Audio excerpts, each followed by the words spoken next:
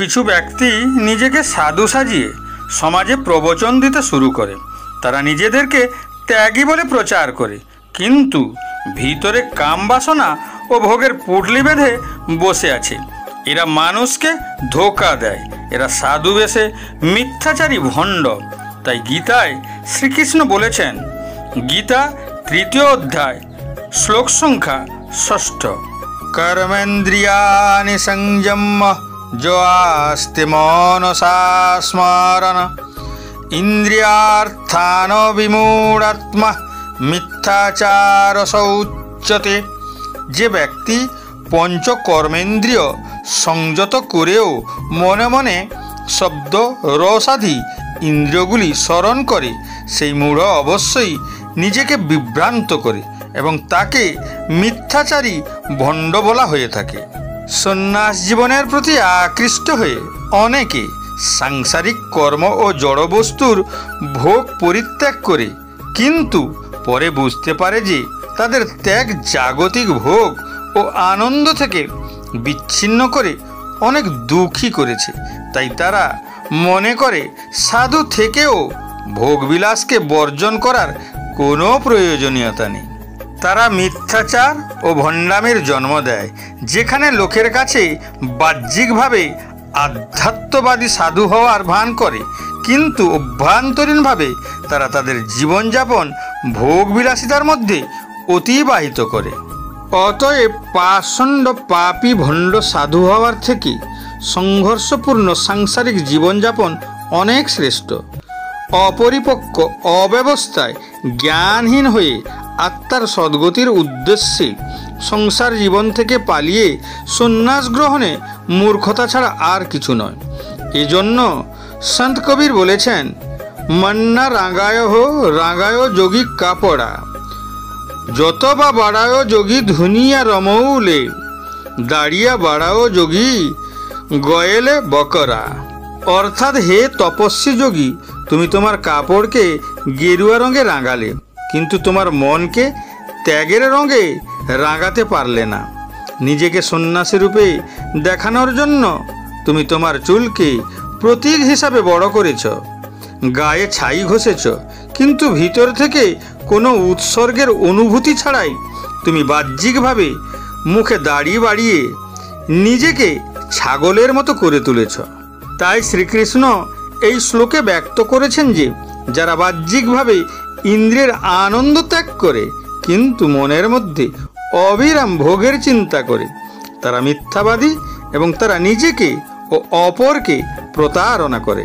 পুরাণে এর ব্যাখ্যা পাওয়া যায়। 2 ভাই তবৃত এবং সুভৃতের কাহিনী। একদিন 2 ভাই শ্রীমদ্ ভাগবতের উপদেশ শোনার জন্য তারা বাড়ি থেকে মন্দিরের উদ্দেশ্যে রওনা দেয়।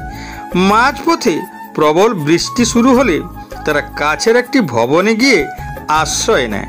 কিছুক্ষণের মধ্যে তারা বুঝতে পারে যে যেখানে তারা আশ্রয় নিয়েছে সেটা একটা পতিতালয়, যেখানে খদ্দেরের মনোরঞ্জনের জন্য সমাজের নিন্দিত মহিলারা নাচছিল। বড় ভাই তবৃত সেখান থেকে বেরিয়ে বৃষ্টিতে ভিজে মন্দিরের দিকে হাঁটা শুরু করলো। ছোট ভাই সুভৃত বৃষ্টিতে ভিজার ভয়ে সেখানে বসে থাকার কোনো দোষ নেই ভেবে আরও কিছুক্ষণ সেখানে বসে থাকলো। তবৃত মন্দিরে পৌঁছে সেখানে বসে গীতা উপদেশ শুনতে লাগলো, কিন্তু মনে মনে অনুতপ্ত হতে লাগলো, এটা একটা বিরক্তিকর উপদেশ। আমি বড্ড ভুল করেছি। আমার ওই পতিতালয়ে থাকা উচিত ছিল। আমার ভাই নিশ্চয়ই সেখানে পতিতাদের বিনোদন খুব উপভোগ করছে। অন্যদিকে সুব্রত ভাবতে থাকে, আমি কেন এই পাপের জায়গায় রয়ে গেলাম? আমার দাদা পুণ্য আত্মা নিশ্চয়ই সে গীতার জ্ঞান শ্রবণ করছে। আমারও উচিত ছিল বৃষ্টিকে ভয় না পেয়ে মন্দিরে যাওয়া। আমি নুন দিয়ে তৈরি নাকি যে একটু বৃষ্টিতে ভিজলে গলে যাব? বৃষ্টি শেষ হলে 2 ভাই নিজ নিজ স্থান থেকে বেরিয়ে পড়ে একে অপরের দিকে এগিয়ে গেল। তারা একে অপরের সাথে দেখা করার মুহূর্তে হঠাৎ তাদের উপর বজ্রপাত হয় এবং তারা ঘটনাস্থলেই মারা যায়। তারপর যমদূত সেখানে এসে তবৃতকে নরকে নিয়ে যেতে লাগলেন। তখন তবৃত আপত্তি করে বলে, আপনি ভুল করেছেন, আমি তবৃত, আমি না আমার ছোট ভাই যে কিছুক্ষণ আগে পতিতালয়ে বসেছিল, তাকে নরকে নিয়ে যাওয়া উচিত। যমদূত উত্তর দিল, আমি কোনো ভুল করিনি। তোমার ভাই বৃষ্টি থেকে বাঁচার জন্য সেখানে বসেছিল, কিন্তু তার মন ভগবত উপদেশে মগ্ন ছিল। অন্যদিকে উপদেশ শ্রবণ করার সময় তোমার মনে পতিতালয়ের মনোরঞ্জন উপভোগের ইচ্ছা প্রকট হয়েছিল। শ্রীকৃষ্ণ এই শ্লোকে যেমন ব্যাখ্যা করেছেন, তবৃত ঠিক তেমনই করেছেন।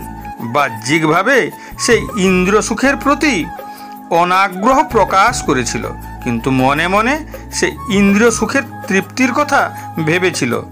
এই ত্যাগ ঈশ্বরের উদ্দেশ্যে ত্যাগ নয়, মুখে ত্যাগের কথা আর মনে ভোগের ইচ্ছা। এই সকল ত্যাগীকে মিথ্যাচারী পাষণ্ড ও ভণ্ড সাধু বলে।